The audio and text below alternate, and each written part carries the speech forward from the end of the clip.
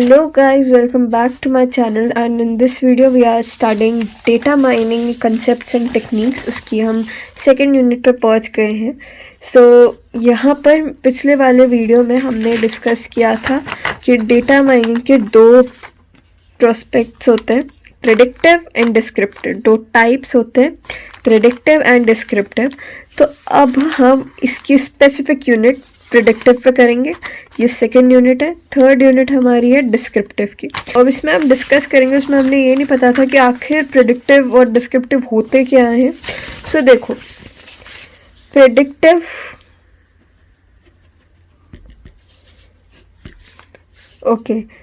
Predictive के इस word में दिख रहा है प्रेडिक्ट करना. डेटा माइनिंग में हम जो है वो डेटा से इंफॉर्मेशन निकालते हैं, लेकिन एक ऐसी चीज़, मतलब एक ऐसा टाइप इसका जिसमें हम प्रेडिक्ट करते हैं फ्यूचर वैल्यूज़ को. मतलब आज से 5 साल बाद कौन सा ट्रेंड चलेगा, कौन से कपड़े फैशन में होंगे, कौन से आउट ऑफ फैशन हो जाएंगे, उस टेक्निक को हम पुराने डेटाबेस के ऊपर. अब ऐसा तो है नहीं कि हमें वहाँ से बिल्कुल एक्यूरेट डेटा हमें पता चल जाएगा कि आखिर 5 साल के बाद ये सब ट्रेंड्स है, ये सब स्टार्ट होंगे. नहीं, ऐसा नहीं होगा. हमें एक हद तक, एक मेजर तक हम प्रेडिक्ट कर सकते हैं कि हाँ, क्योंकि आज ये चलन है, इसके बाद ये हो सकता है, वो हो सकता है. तो हम प्रेडिक्टिव अपनी प्रोबेबिलिटी लगा रहे हैं, प्रेडिक्ट कर रहे हैं डेटा को. वो चीज़, वो डेटाबेस एग्जिस्टिंग डेटाबेस से हम प्रेडिक्ट कर रहे हैं फ्यूचर इवेंट्स को या फ्यूचर के डेटा को. उसे कहते हैं हम प्रेडिक्टिव डेटा माइनिंग. इसके बहुत सारी एप्लीकेशंस हैं और बहुत इजी चैप्टर है, बहुत इजी सब्जेक्ट है. इसमें आप बिल्कुल अच्छे से स्कोर कर सकते हो. इवन जस्ट इन 4-5 वीडियोस में ही आपको सब कुछ पता चल जाएगा. हमने यहाँ पर प्रेडिक्टिव मॉडलिंग की बात करी. उसके बाद जर्नल अप्रोच और क्लासिफिकेशन क्या है. प्रेडिक्टिव मॉडल के अंदर आता है, जैसे अभी हमने ये डायग्राम बनाया था कि इसके अंदर क्या आता है. तो अब प्रेडिक्टिव मॉडल के अंदर आता है डिसीजन ट्री. उसके बाद इसके क्लासिफिकेशन के मेथड, बेस क्लासिफिकेशन मेथड्स, जिसमें आता है नेव एंड बेसियन मेथड.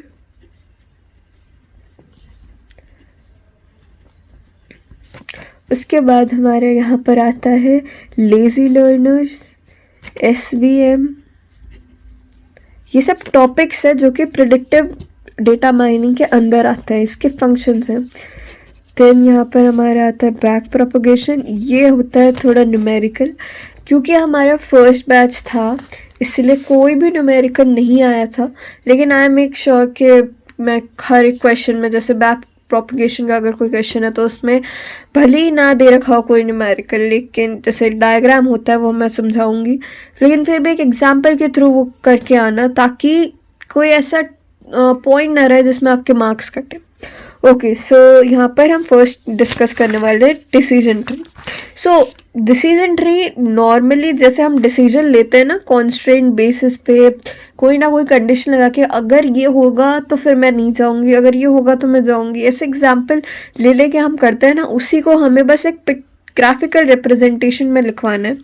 एग्जाम्पल हम लेते हैं यहाँ पे कि अगर let A is a bank and उसमें हमें लोन देना है, क्योंकि बैंक काम ऐसे ही करता है, लोन देना आना, ठीक है. तो हमें लोन देना है किसको, जिसकी एज बस 30 हो, ठीक है. 30 से ऊपर नहीं, नीचे नहीं, मुझे बस उन्हीं को लोन देना जिनकी एज 30 हो. आप कुछ भी कॉन्स्टेंट बना सकते हो, ठीक है. ये हुई मेरी फर्स्ट कॉन्स्टेंट. उसके बाद कि यार अगर उसकी एज 30 है लेकिन इनकम जो है वो उसकी 2 लाख से बड़ी होनी चाहिए, मतलब 2 लाख से ज़्यादा होना चाहिए, तभी मैं उसे लोन लूँगी. इसको आप कैसे डिसीजन ट्री में कर सकते हो कन्वर्ट. ये भी बहुत इंपॉर्टेंट टॉपिक है, इसका क्वेश्चन ज़रूर से ज़रूर आएगा, 4 मार्क्स में, 2 मार्क्स में. यहाँ पे फर्स्टली अपनी रूट कंडीशन लिखो कि लोन हमें देना है। ये हमारी रूट कंडीशन है, ये हमारी रूट कंडीशन। देन हम चलेंगे कांस्टेंट लगा लगा के अपनी लीफ नोट्स पे, और लीफ नोट जो है वो या तो येस या नो या कुछ ऐसी बूलियन वैल्यू आती है, ठीक है। सो फर्स्टली हमने लगाई कि इसकी एज जो है वो 30 से कम है, ठीक है। इसकी एज जो है वो 30 है और इसकी एज जो है वो 30 से ज़्यादा है। सो यहाँ पे ये हो गया नो, ये यस क्योंकि अपन को यही चाहिए था, ये नो। इसके बाद अपन एक और वैल्यू लगाई, क्या इसकी इनकम अबव 2 लाख है, और अगर इसकी इनकम बिलो 2 लाख है और ये कि इनकम इसकी 2 लाख ही है, तो यहाँ पर फिर से हमारा नो आ गया, इसमें यस आ गया और फिर से यहाँ पर नो, तो लोन गिवन। तो यहाँ पर हमारा लोन जो है वो हमने दे दिया। ये जो ट्री के फॉर्मेट में आता है ये, सो इसे हम कहते हैं डिसीजन ट्री। देखा कितना सिंपल था ये। उसके बाद हम चलते हैं, यहाँ पर हमारा सिलेबस में है बेस क्लासिफिकेशन मेथड। सो ये थोड़ा सा न्यूमेरिकल टाइप हो जाता है। हम इसको नोट्स में से देखते हैं कि एक होता है नेव मेथड और एक होता है बायसियन। ये पूरे नोट्स जो है पूरी यूनिट वाइज बना रखे हैं। सो यहाँ पर बायसियन क्लासिफिकेशन और बायसियन बिलीफ नेटवर्क दोनों का है टॉपिक, हमने अभी यही पढ़ा। देन इसके बाद ऐसे लेट करके ये वी नो दैट से स्टार्ट मत करना, हमेशा थ्योरी लिखना उसके ऊपर की लास्ट की, क्योंकि हमारी ये आदत हो जाती है कि हम छोड़ देते हैं उसको। इसके बाद first probability of A by B equals to, हमें पता है कि A into B equals to P P into P A by B. इसके बाद बी बाय ए की प्रोबेबिलिटी भी यही होती है, P A into B P A, वो एक ही बात है, बी इंटू ए। उसके बाद बी बाय ए। सो ये हमारी first equation. Second equation, from 1 and 2 P P dot A by B equals to P A into P P by A. इन दोनों का RHS को हमने साइड में लिख दिया। उसके बाद हमें ये निकालनी है, तो P A by B equals to P A into P B by A upon P of P. तो ये हमारी बेसियन क्लासिफिकेशन मेथड आ गया। ये हमारा फॉर्मूला होता है जो एक्चुअल हमें हमारे हमेशा यूज़ में आता है।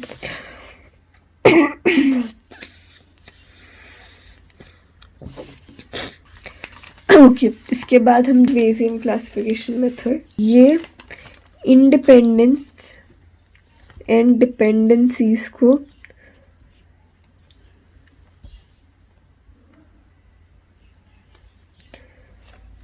डिफाइन करता है, कौन सी चीज़ डिपेंडेंट है एंड कौन सी चीज़ इंडिपेंडेंट है, इस चीज़ को ये डिफाइन करता है। एंड नेव वाला जो उसको हम DAG की मदद से हम उसे रिप्रेजेंट करते हैं। DAG क्या होता है? Direct acyclic graph. मतलब इसमें जैसे हम नॉर्मल ग्राफ बनाते हैं तो उसमें बहुत सारी स्ट्रिंग्स और कैरेक्टर्स का हम यूज़ करते हैं, इसमें हम ज़्यादातर ऑपरेटर्स का यूज़ करते हैं।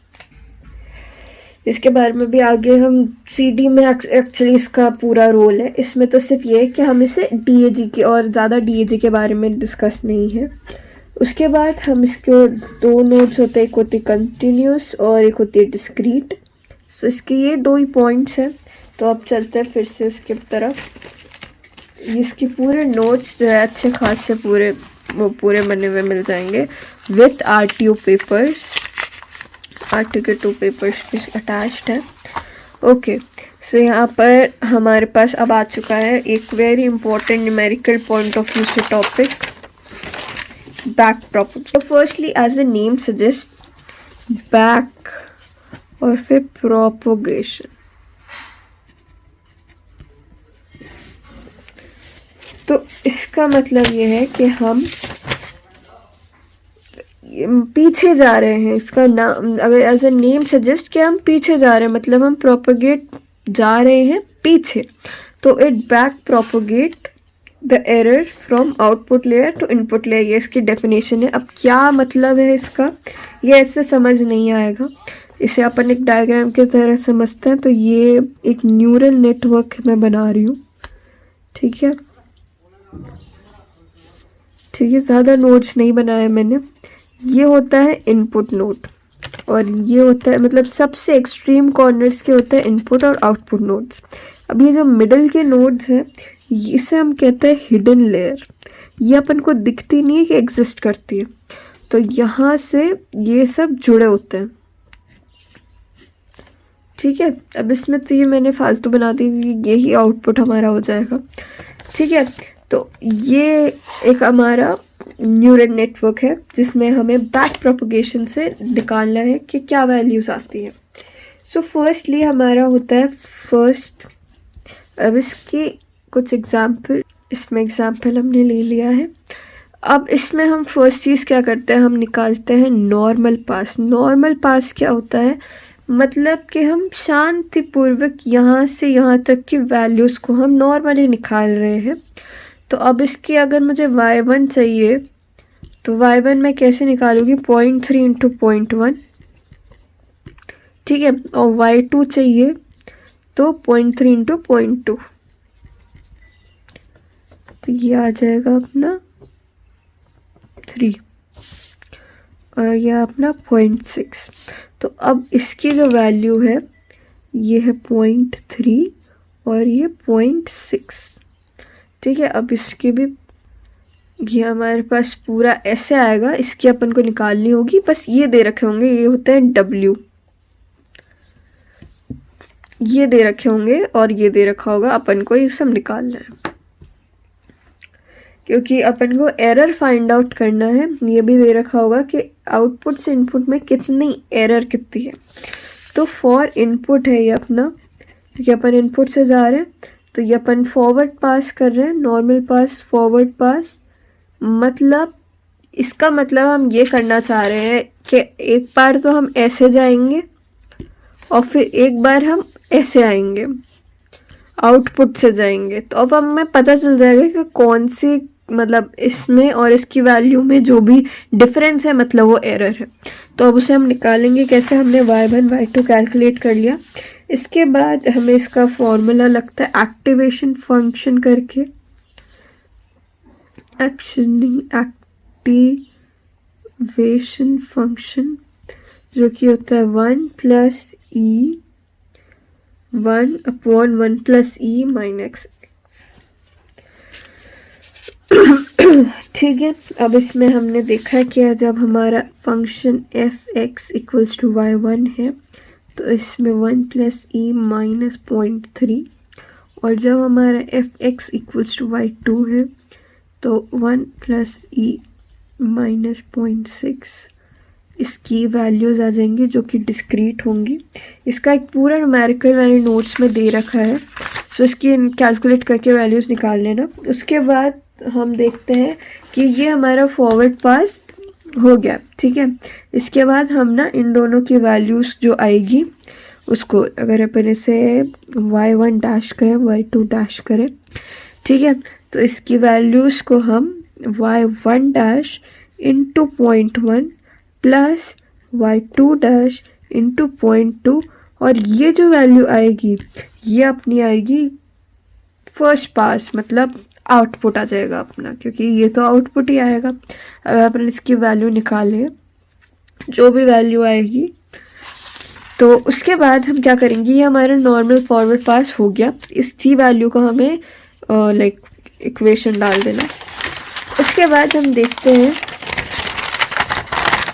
बैकवर्ड प्रोपगेट करके कि यूजिंग बैक प्रोपगेशन हमारा क्या आंसर आता है।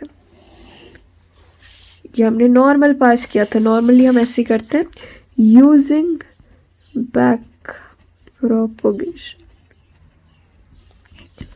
बैक प्रोपोगेशन में हमारे पास 2-3 फॉर्मूलेज हैं, वो पहले हम देख लेते हैं कि क्या है। W हमने माना था कि जितने भी नोड्स हैं, नोड्स नहीं, जो डिस्टेंस है इनका वो W है, तो W का सम जो है वो n न्यू और ये डेल्टा। सो ये हमारे पास फॉर्मूला है और ये आउटपुट का पूरा, ठीक है। और इसमें जो ये न्यू की वैल्यू है ये हमेशा 1 रहती है, ताकि हम अच्छे से निकाल सके इसको ज़्यादा हमारे पास, क्योंकि ये सब्जेक्ट बहुत इजी है। इसमें लिटरली ऐसा नहीं है कि कॉम्प्लेक्स चीज़ें कर रखी हो, इवन बहुत चीज़ें जो है वो कॉम्प्लेक्स हो सकती थी, लेकिन इन्हें कॉम्प्लेक्स बिल्कुल नहीं करी है। सो ये एक स्कोरेबल सब्जेक्ट है एंड इसीलिए सिर्फ इस प्लेलिस्ट से आपका ये सब्जेक्ट पूरा सिक्योर हो जाएगा। तो इसके अलावा ज़्यादा कुछ करने की ज़रूरत नहीं है। 2 नोट्स के सेट में भेजूंगी, एक मेरे एंड एक जो मेरी क्लास का टॉपर है उसके, जो कि उसने खुद ने बनाए हैं। एंड देन 3 क्वेश्चन पेपर्स मिल रहे होंगे आपको, उसके लिए check out the description below, ठीक है। तो हमने देखा note 0 output. For output calculate करने के लिए output 1 minus output t minus 0। अब ये t क्या है, t is our target value, ठीक है। उसके बाद ये 0 1 माइनस 0 समेशन ऑफ w। अपनी टारगेट वैल्यू जो अपना फर्स्ट पास आया था वो है कि अपन को इतनी टारगेट वैल्यू लानी है, तो t जो है वो अपना इसे हम मान लेते हैं y353, ठीक है। अब जब हम इसे कैलकुलेट करेंगे तो इसमें हम क्या डालेंगे, अपने आउटपुट की वैल्यू जो कि y3 है।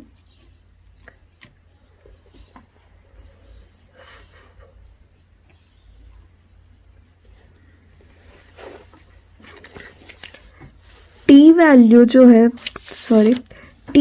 जो है वो यहाँ पे दे रखी होगी हमें। ये सारी वैल्यूज़ एक्चुअली हमें दे रखी होंगी, हमें इसमें प्रोपोगेशन लगाना है, देखना है। तो जैसे अपन नहीं करते थे पहले RHS लगाओ फिर LHS लगाओ फिर देखो क्या वो इक्वल है या नहीं। तो पहले हमने LHS निकाला, अब हम RHS निकाल रहे हैं इन सब फॉर्मूले से। उसके बाद इसे नॉर्मली बस डाल के देखना है इसी फॉर्मूले में। जैसे यहाँ पर आया हमारा आउटपुट जो आएगा वो टारगेटेड वैल्यू अपनी आएगी, जो कि अपना आउटपुट जो है वो ये जितनी भी आएगी वैल्यू वो। तो उसके बाद ये क्या है, फर्स्ट कि ये पिक्चर्स को रिकॉग्नाइज करने में हमारे काम आता है, recognisation of picture and optimal characters.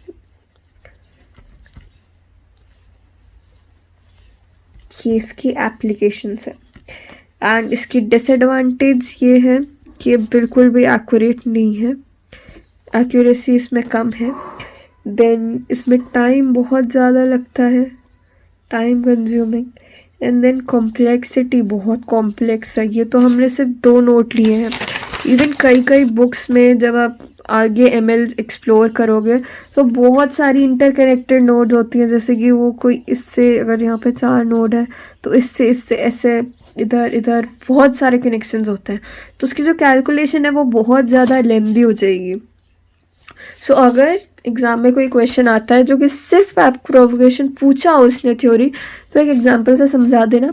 अगर कोई न्यूमेरिकल आता है तो ट्राई करना कि उसके अलावा कोई दूसरा क्वेश्चन करो, अगर तुम्हारे पास टाइम नहीं है तो अभी हमने देखा बैक प्रोपोगेशन। उसके बाद 2 छोटे टॉपिक्स हैं कि सपोर्ट वेक्टर मशीन क्या होती है एंड लेजी लर्नर क्या होता है। उसके बाद हमारी सेकेंड यूनिट, आई नो क्योंकि वीडियो थोड़ा लंबा हो रहा है। ओके, सो SVM क्या होता है। SVM हमारा सपोर्ट वेक्टर मशीन होता है जो कि सुपरवाइज लर्निंग होता है एंड क्लासिफिकेशन और रिग्रेशन की मदद करता है। अब कैसे याद रखोगे सुपरवाइज लर्निंग, मैंने फर्स्ट वर्ड बोला था सुपरवाइज्ड, ओके, क्योंकि हम काफ़ी बार कंफ्यूज हो जाओगे कि सुपरवाइज्ड है या अनसुपरवाइज्ड है। सो एस वी है मतलब सुपरवाइज्ड है, ठीक है, एस सुपरवाइज्ड। अब ये काम कहाँ आता है, क्लासिफिकेशन एंड रिग्रेशन में। क्या होता है कि बेस्ट लाइन सेपरेशन की मेथड है। तो इस मतलब होता क्या है, अगर अपन देखें जैसे ये एक हम देखते हैं कि कोई डेटा शो कर रहे हैं, तो यहाँ पर वो बन जाते हैं कि ये जो लाइन है ना, मल्टी डायमेंशन स्पेस में ये जो लाइन है, बस यही है एसवीएम। इसके इधर क्लस्टर का ग्रुप है, क्लासिफिकेशन जो हमने कर रखा है वो हम डिस्क्रिप्टिव में पढ़ेंगे। देन यहाँ पर है बहुत सारे डेटा है, उसको हमने क्या करा है, सेपरेट करा है इसकी लाइन की मदद से। ये जो मल्टी डायमेंशनल प्लेन पे जो लाइन है ना, इसकी मदद से। तो यही हमारा सपोर्ट वेक्टर मशीन है, दैट्स इट। इसके अलावा ज़्यादा कुछ नहीं आता। Lazy learner, this is important, इसमें क्वेश्चन ज़रूर आएंगे। सो इसमें एक्चुअली में लेजी लर्नर क्या होता है कि इसमें हमें ना बहुत ज़्यादा टाइम एक्सट्रैक्ट करने में नहीं निकालना होता। ये ज़्यादा टाइम ना उसमें नहीं लेते, काम नहीं करते ये लोग, ये सिर्फ प्रिडिक्ट करते रहते हैं। ओके, हम मतलब सिर्फ प्रिडिक्शन लगाते रहते हैं, एक्चुअल इनको करना काम प्रोसेस जो है वो इनको नहीं करना होता, ठीक है। इसका हम लेते हैं एक बहुत इम्पॉर्टेंट एल्गोरिथम, बहुत ज़्यादा इम्पॉर्टेंट, KNN, के नियर नेबर। के नियर नेबर, इसको अपन देखते हैं कि इसमें ये है कि के से नियर वाला जो नेबर है उसकी डिस्टेंस हम फाइंड आउट करते हैं। तो उसका फॉर्मूला ये होता है समेशन ऑफ x1 i - 2।